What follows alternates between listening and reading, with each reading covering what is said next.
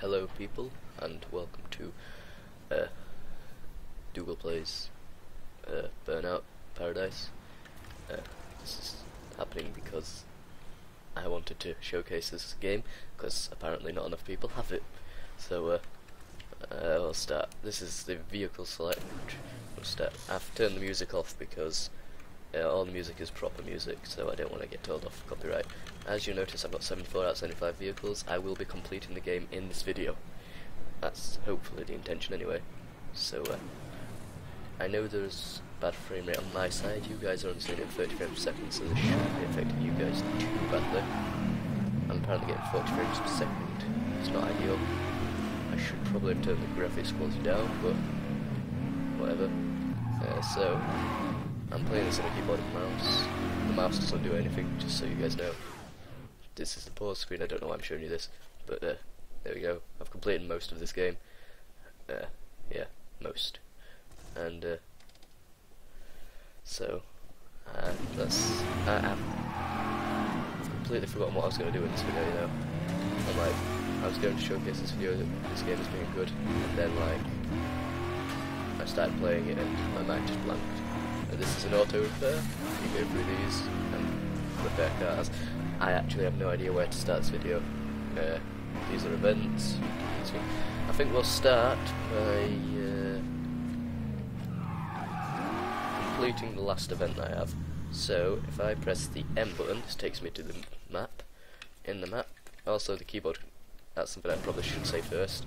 I should like give all the warnings and like all the fiddly stuff first. Is what should be described first. So if we go to this menu screen, under control options, when you first get this game, the first thing you're going to want to do is change all your controls to be reasonable, because they are rubbish by default.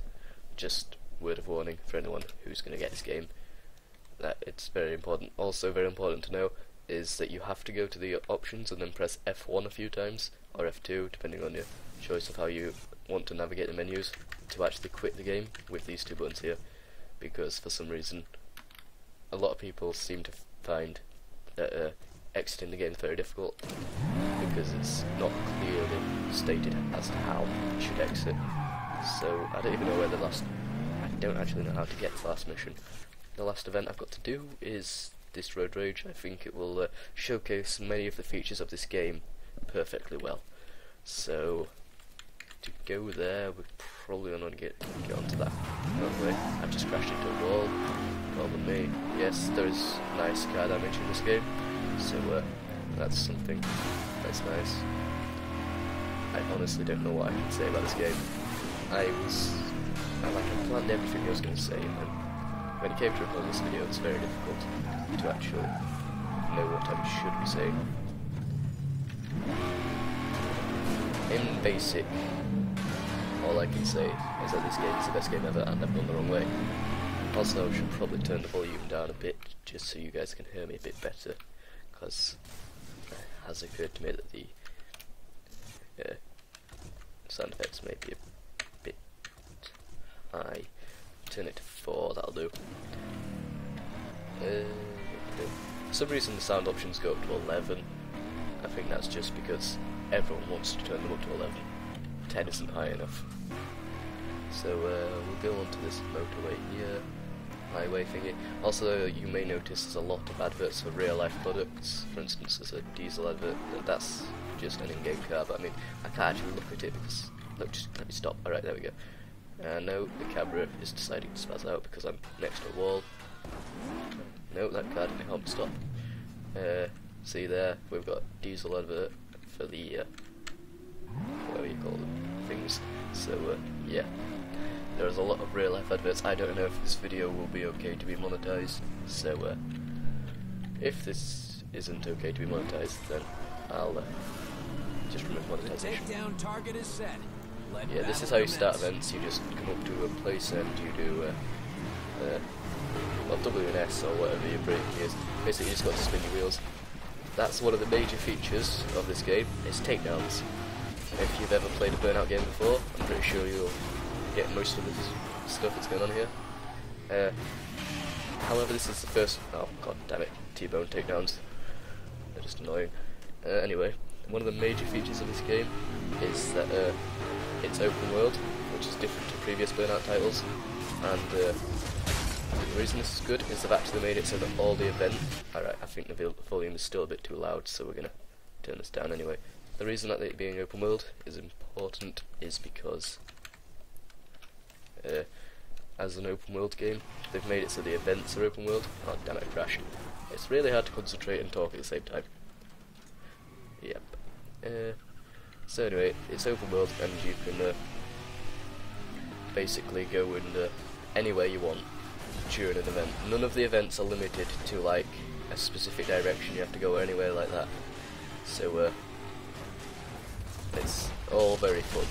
You can choose your own way around in events, and Road Rage I chose to be the last mission that I did just because it showcases takedowning a lot very well, and I also think that it showcases how hard the game gets at the very end, with all the fact that I'm surrounded by vans, pickup trucks, and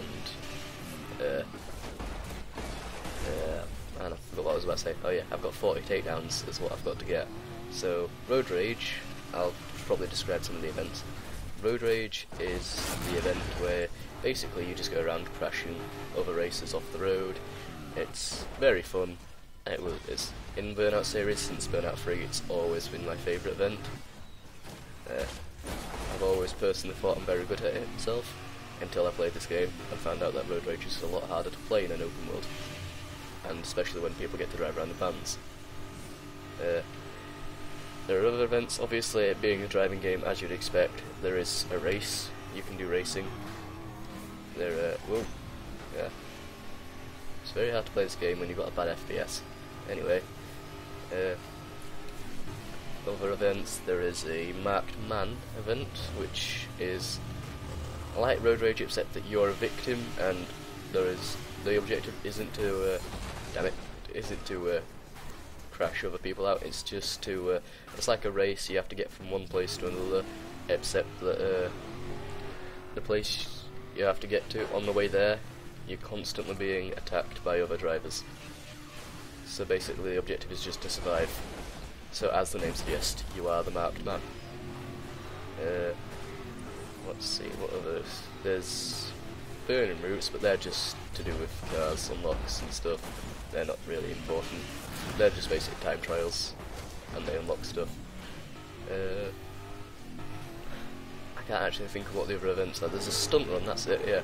There are stunt runs because there are like ramps and stuff all over this game, and these stunt runs let you go and get points by doing stunts, as the name suggests. Yeah, I think that's actually all the events. There's not that much of a variety between the events. Oh god, how did I survive that? I thought that would count as a crash. Anyway, there's not that much variety between events, but they are very fun, and obviously they wouldn't be very fun if I hadn't... man, what am I trying to say? They wouldn't be very fun if I'm... Ah man, what am I trying to say?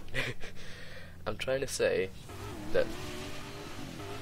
Alright, I'll start the sentence again. The fact that I've got 100%, almost 100% complete, showcases that it's a very fun game. And I've just lost. Yay! Losing on camera. That's probably to be expected due to all the lag. So, if I press 6 on the numpad, it brings up this easy drive menu, which lets you go straight into multiplayer, or the third option down. I don't know why it's the third option down, but it is. It's the restart previous event, which is very useful. So, let's see if I can complete the event this time. I haven't got much to talk about. I think when we get back into the open world, I will be going through like what there is to do when you're not in the middle of an event, and then I'll be showcasing some other stuff. Yeah, I really haven't planned this video very well, but let's just see how it goes. So, there's a boost bar in this game. I should probably like discuss the features that, even though I seem to expect because I've played Burnout, I guess some people who've never played Burnout games before, I know that's not many people, but some people apparently haven't. They may not know about all the features. So there's a boost bar that fills up as you take out people. There's 3 different classes of car, which I'll show you when we go into the junkyards, which is how you select your cars. It's like a car shop sort of thing. Where the hell is all the... There they are. I was wondering where everyone was for a second there. I ran out of boost. Just probably stopped using it. There we go. This game is a very aggressive driving style game, as all Burnout games. I'm not much of a precision driving game enthusiast. I much prefer street racing games and stuff like this. Damn it, there's a cat trying to get into my room, but we'll just ignore that for now. I hope you guys can't hear that, and if you guys can hear that, I hope it's not too annoying. Yeah, it's because the cat can hear me talking. Anyway, so I'm not actually showcasing the open world very well here because I decided to do this event on a motorway, and the motorway is pretty much the easiest place to do road rages.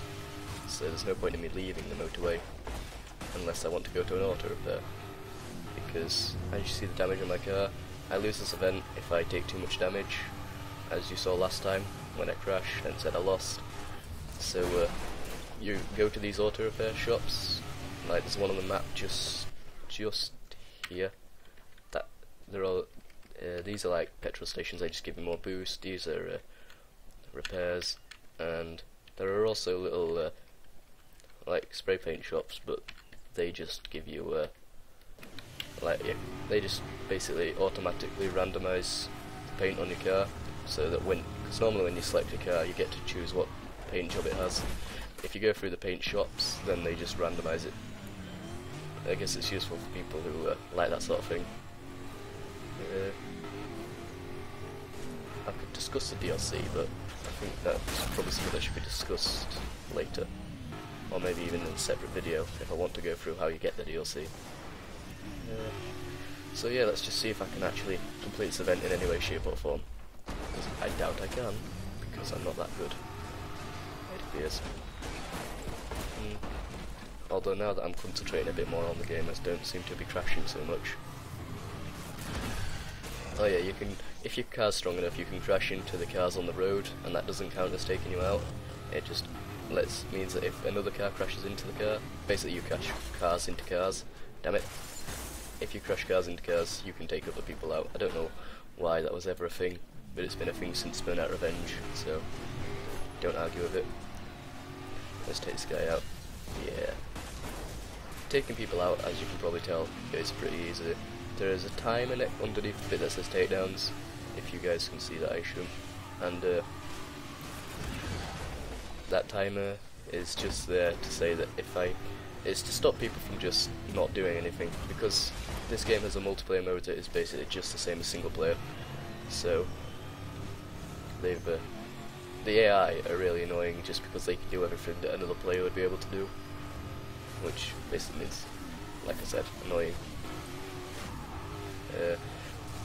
But that timer there is for it times you to make sure that you're taking people out. You gain 10 seconds on that timer every single time I take someone out, so if I stop taking people out, I'll stop getting time, and that'll mean that I can lose the event by that timer running out, just because I'm not taking part. Any event can be stopped mid-event by just stopping the car in the middle of the road. It's the easy way to stop an event. I think it's the only way, actually. And you can restart events midway through in a similar way to the restart events after you've completed them, like I showed you. If I press 6 on the numpad, it comes up with that, so I can just restart an event if I really wanted to. I'm not going to, because 27 takedowns, I might as well go the full way and try and see how far I can get without completely failing. So yeah. The game works on the events work in a system of there's what they call the compass, which is there are 8 points on the map, 8 landmarks. If you start an event, most events, apart from Stunt Run and Road Rage that I'm in now, apart from those 2 events, the Race and the Marked Man, and yeah, just the Race and the Marked Man, I think. Both of those events involve you starting at a junction where most of the events are, and you have to race to one of the points of the compass on the map, so one of the landmarks. There's just 8 landmarks in the entire Paradise City map. So, yeah. You'll always be racing towards the same places. You'll get used to the roads after a while. The game is heavily suggestive that you learn the map, and it makes you do this by having like collectibles all over the place. So you may be seeing a few smashed billboards as we go around. Those are like a collectible, and they stay smashed after I smash them once. I've got all the billboards in this game. That's why I said you'll be seeing smashed ones. I have fallen off of the motorway, so this showcases that it's open world. If it was closed world, falling off that motorway would have just been me falling out of the map, or something like that. So now we're going to end up racing around in Harbour Town, or maybe even going into so like there are different districts of the map. There's like a city district, like downtowny sort of area. You've got your beach area. You've got this mountainous area. You've got the motorways. There's a disused train track, and there's Silver Lake. The areas of the map appear to be based on like tracks from previous Burnout games, but only based on. There's no direct parts of the tracks. For instance, the mountainous area is called White Mountain, which used to be a track in Burnout Revenge, and Silver Lake is a place that was in Burnout 3. I'm not sure. In downtown area, there is a place called Motor City, which was a place in Burnout Revenge. There we go, I've completed this, but you see the event still going. That's because you can try and go for a high score, so that's a pretty cool feature.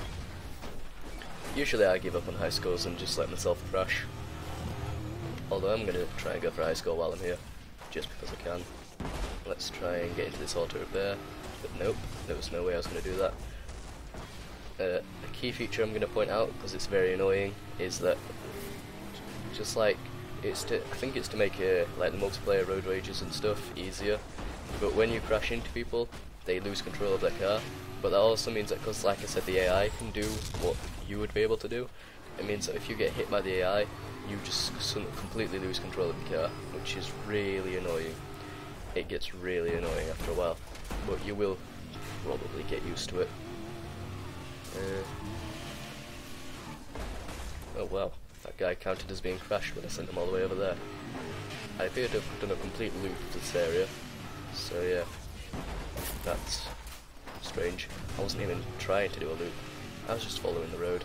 That's generally my advice if you're playing Road Rage. Just follow the road. There's no point trying to take corners. If you take corners, you slow down and someone's likely to sideswipe you.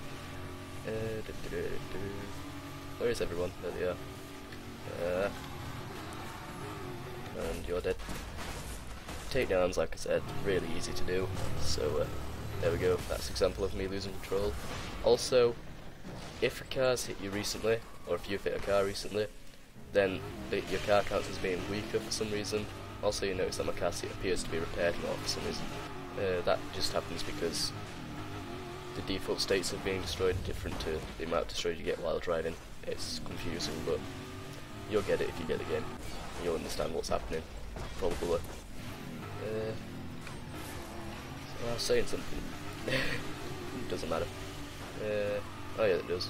It was about your car appears to be weaker if you've been recently hit by another car, because you lose control, and the game seems to make it so that if you like, normally I can hit, see this car here, this green one, see I hit that, nothing happened, but you saw when I hit that van before, because I'd recently been hit by that truck, that pickup truck, it counted as me crashing, because the game has a system of making it easier. I think it's just like the way it detects if you've crashed, and the way it detects if someone's taken you out. I understand how it's useful in multiplayer, because it then means that the guys who are doing the takedowns can get counted for it, but it just feels a bit weird sometimes, the way that you can get taken out by things that you wouldn't really expect to take you out. So I'm pretty new to this whole gameplay videos stuff, so I'm not very good at these videos. Any suggestions on how I should be doing these videos would be really helpful, because as you can tell, I'm pretty shit. And I think you're probably going to all say that the number one suggestion is to try to stop the cat from attacking me, but the cat's not attacking me really, it's just trying to get through the door.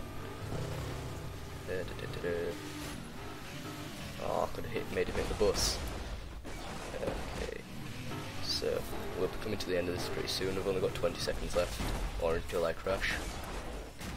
I don't think I'm that low in life, so I think we've just got, yep. This is actually a new high score, by the way. I don't know how I'm managing to get a high score on camera, because surely being on camera is making me lose concentration, not giving me the concentration to get a new high score. Oh well, there we go, complete, time's up, and yeah, there we go, I completed the game. This is the main music of the game.